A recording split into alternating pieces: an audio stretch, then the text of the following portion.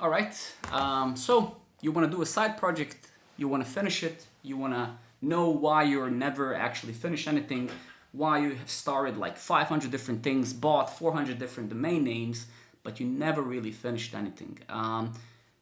Hey guys, Alex here, and I want to discuss this with you today. This has been a subject in my streams, a subject that has been a conflict type of subject for many streams, many people having different opinions about this, and I think I've brought myself past 15 years, and especially past years, streaming on Twitch to a point where I can actually say that I have some competence in demystifying why some of those things happen. So I have my tablet here, I have a couple of notes that I wrote down, and I would like to share them today with you. So let's get started. I think one of the most fundamental questions that you should ask yourself when starting a new project is one of the two reasons why you're starting it. So in most cases, people start projects because they want to learn something new. Many of them come to my stream asking me, hey Alex, do you have an idea what I should build, etc., etc., etc. So I'm going to be very short about the point one. If you're starting something for the sole sake of learning, in most circumstances, it doesn't really matter if you ever finish it, because you don't invest a lot of time in it. You're not really investing your money, your savings. You're not really building a product that you want to sell. So in most circumstances, that means that the product you're also building isn't something that you would be able to sell anyway. So if you're doing something for the sole sake of learning, my suggestion to you is, like, if you need an idea, go to ChatGPT, say, hey, I want to build something and I want to learn technology XYZ. AI can generate a bunch of ideas for you.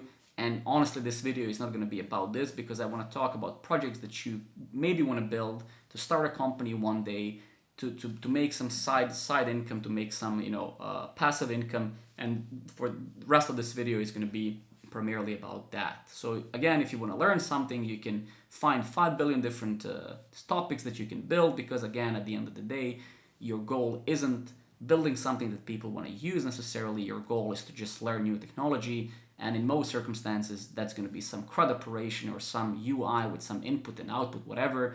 So it doesn't really matter and nobody really cares. So that's the first thing you want to ask yourself. Why do I want to do this? Is it learning or is it business? The next point, probably the most important point that it took me many, many years to kind of understand and to stop failing building side products, is realizing that you can't rely on others. Throughout 15 years, since I started working in around 2008, I had many attempts of building side projects, startups with my friends, etc., etc., etc. Nothing ever really materialized, primarily because, at one point in time, one person would give up, then another person would give up, then all of us would give up, and I would also give up because I would get demotivated, thinking, okay, I can't do this without those people, or is this even worth doing if they gave up? Does it make sense? Is this idea even good, etc., etc., etc. You start doubting yourself, you start doubting the product you're building, and that this has been probably the biggest thing that I regret all of these years, is that I didn't really realize that if I come up with some idea, that I can never expect anyone else to be as passionate about that idea as myself. So in simple words, understand that if you come up with some idea, you are on your own for a long time or for some time, until you can attract people by either them seeing that you have a successful thing running on, you have built a platform, there's a bunch of people signing up, you have good conversion rate in some of those people actually paying for the service. And this pretty much boils down to also how you get investors and investments as well. Investors as well always want to see some sales. They want to see some traction. So in time, you're probably going to find a co-founder for your business. But until then, until you can actually build something, you're going to be the CTO, the CEO, the marketing, the sales, the customer success. Just understand that many people will come and go throughout your journey. Embrace them, accept their help, but just understand that many of them will leave, and that's perfectly fine. You're not paying them, so you can't really set very high expectations, and that's perfectly fine. That's exactly what this point is about. Accept help, but don't expect that those people are gonna necessarily stick around for too long. People are gonna find something else, they're gonna get other interests, and that's perfectly fine. Please think about this point very, very clearly, because it has been the point of failure for me, and reasons why I've never almost finished anything is because my expectations were not rooted in reality. So very, very important. Next thing on my list is about MVP, minimum viable product, or basically building a product with a minimal set of features and getting it out there. I think this is probably one of the points that has a huge level of misunderstanding in our community, and that has been the case past 20 years.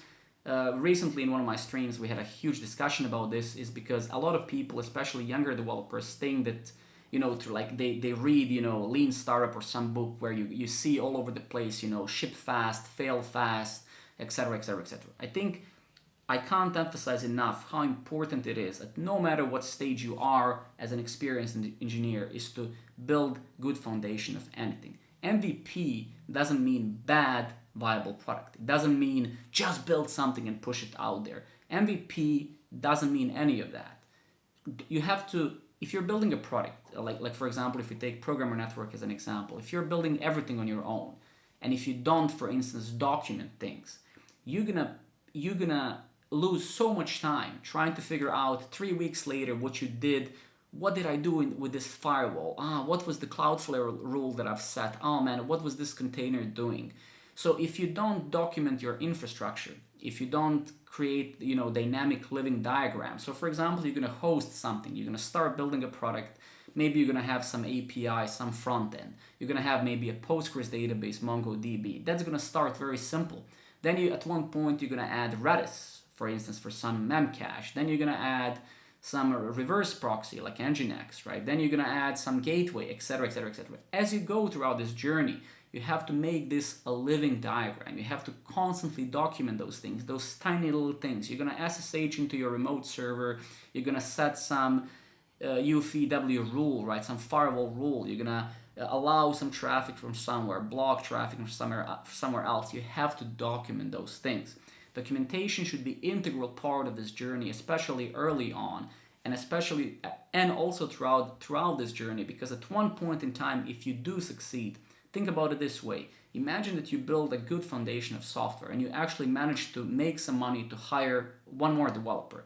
Now ask yourself this: how long is it going to take a person to start being productive in your company if you do have the documentation and if you don't? So do you want to hire someone and then have them being liability for 6 months or 3 months because nobody knows what's happening? Or do you want them to become productive in 2 or 3 weeks, for example? So MVP, again, doesn't mean that something has to be bad. In my experience, quite contrary, try to build as amazing foundation as you can, because you're going to save so much time up front. You're going to remove any uncertainty by making some of those tiny architectural decisions up front in a really good way. You're going to save so much time and money. So don't misunderstand MVP for something bad. It just means minimal from the perspective of features. You want to build a core idea that you have, put it out there, but that doesn't mean that this core thing has to be bad. Let's face it, we have ChatGPT, you have Stack Overflow, there's so many amazing tools out there to actually enable you to do this, that there's really no excuse ever. There's really no excuse ever to not write documentation, to not write unit tests, etc, etc, etc. So build a good foundation. MVP isn't bad. MVP, quite contrary, should be something that's as amazing as it possibly can be. Great. Next point is cost of goods sold, or COGS acronym. In simple words, if you haven't heard about it, it relates to how much does it cost to run your software, all costs included, versus the income you have. So in simple words, how much does it actually cost for me now? I have built a side project. How much money do I have to pay every month for this operation to be going on? You can account on for salaries, whatever. But in our case here, in this discussion, building a side project means how much would it cost you to have something running on where people can sign up and use it. A lot of time you're going to be suggested to just go and use the cloud and use, Auth0 and use a bunch of those paid services. This is incredibly dangerous sometimes, because every single time when you use a premium service, you will have to account for that eventually when you want to sell your own service. Because once you start building a pricing model for your own software, you're going to have to build it relative to the cost that you currently have. In simple words, if you can build a software that's super cheap to maintain, then you have the advantage over your competitors to also have a pricing model that's way cheaper because you can sustain yourself. So of course, it's very easy to kind of be prone to those ideas. Let's not deal with infrastructure, that takes time, which is also very true. Let's just go cloud. I can just configure GCP and AWS and some managed database service in 3 clicks. Very true. It's very true that you're going to save a lot of time.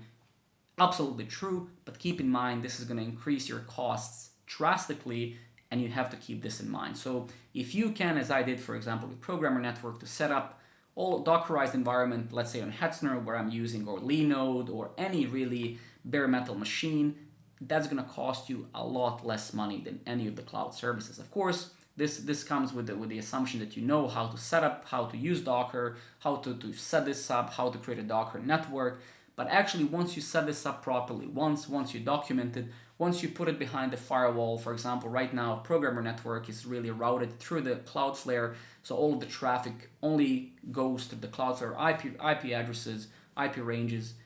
It really becomes minimal amount of maintenance. So keep this metric in mind. Keep in mind that while it's very easy to just use those cloud services, and even if they offer free tiers, they become incredibly expensive over time. If you go to auth0.com and see actually how much money you would pay just for your users to log in your system, it's ridiculous. Same goes once you go over the free tiers on AWS, GCP, etc.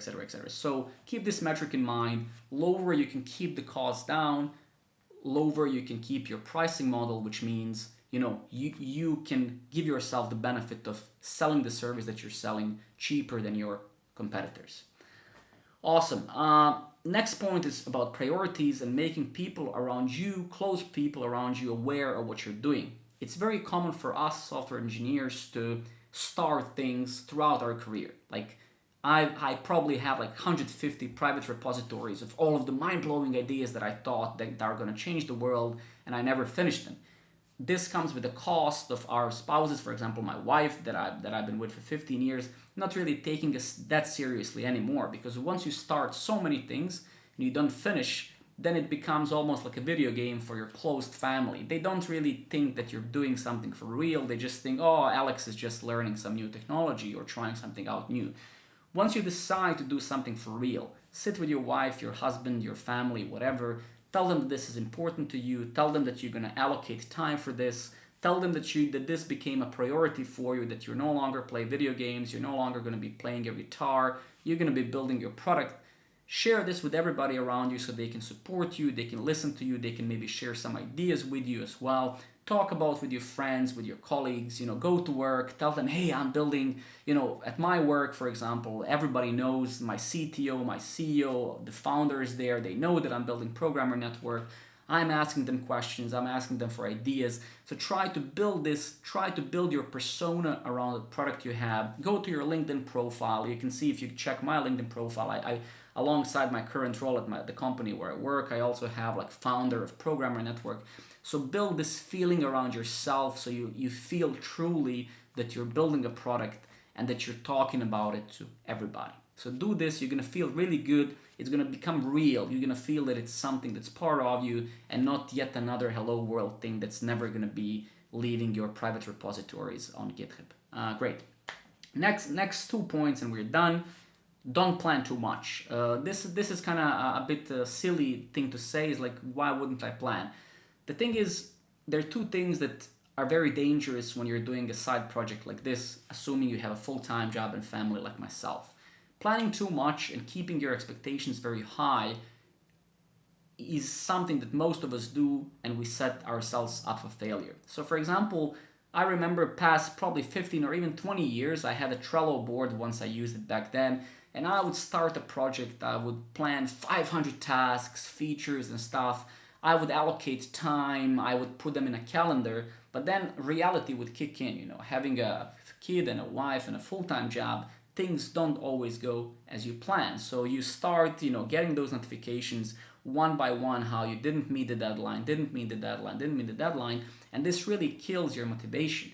So you have to be very careful. You have to you don't really need to plan every single thing. You need what you basically need if you want to build something on your own is a general guidelines, just a general direction of what you're doing, and then you plan accordingly and relative truly to your available time, to the time that you truly have and the time that you're going to spend. So for instance, if you ever watched my streams on Twitch, we're using GitHub projects, and I basically try to keep the to-do column very minimal, very small, and have no timeline. Because again, if I did this full time, if I had all the time in the world to build this, the experience would be entirely different. This discussion we're doing now would be entirely different. But 99.9% of us developers, we don't have that privilege.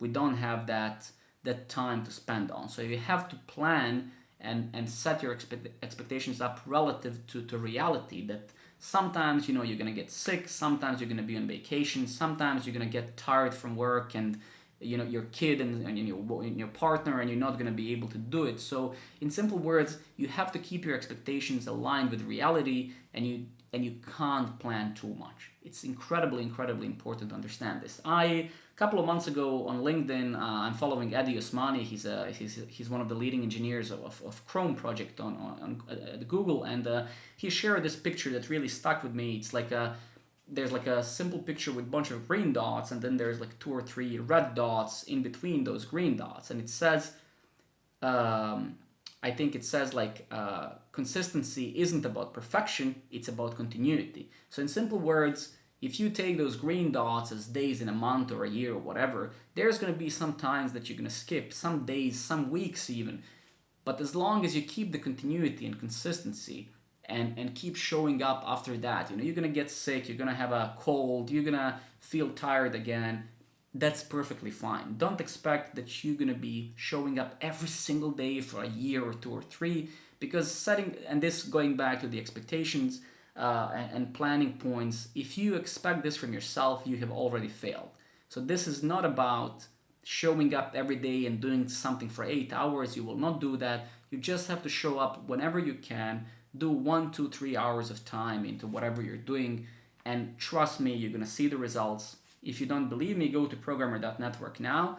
I have built the whole social experience almost just live in the stream, like not spending any time off stream, offline. So the whole platform has been built live, and we're going to keep doing that. We're going to keep showing up whenever I can. I'm going to keep streaming. I'm going to keep building it. And I have no doubts that in a couple of years it's going to have a huge set of features. With the time that I'm really investing, it's really fun. I'm not pushing myself. If I don't feel like streaming, I simply don't. But I keep being consistent, I keep showing up, and that's all that matters. I think that's really all for today. As you can see, building a side project isn't really about your technical skills. It isn't really about frameworks or languages or concurrency or anything like that. Those technical decisions you're going to be making based on your current skills. So if you're a Ruby developer, or if you are a Node developer or Go developer, you should definitely use the technologies that you know best. That's clearly something, because now here we're talking about building something that might turn into a company. This is really about the mindset that you need to have if you truly want to start and build something. Please let me know what your experiences are. This has been my experience, and I'm sure it's going to be my experience for the next couple of years building this product. Please tell me what your experiences are, what has been the most critical points in your kind of growth through this journey. And if you have any questions or whatever, please hit me up, and in the comment section, make sure to join our live streams on Twitch almost every night. Sign up on Programmer Network, and that's what it is for today, guys. Take care, thank you very much for watching, and I'll catch you guys up in the next one. Peace out. Cheers. Bye-bye.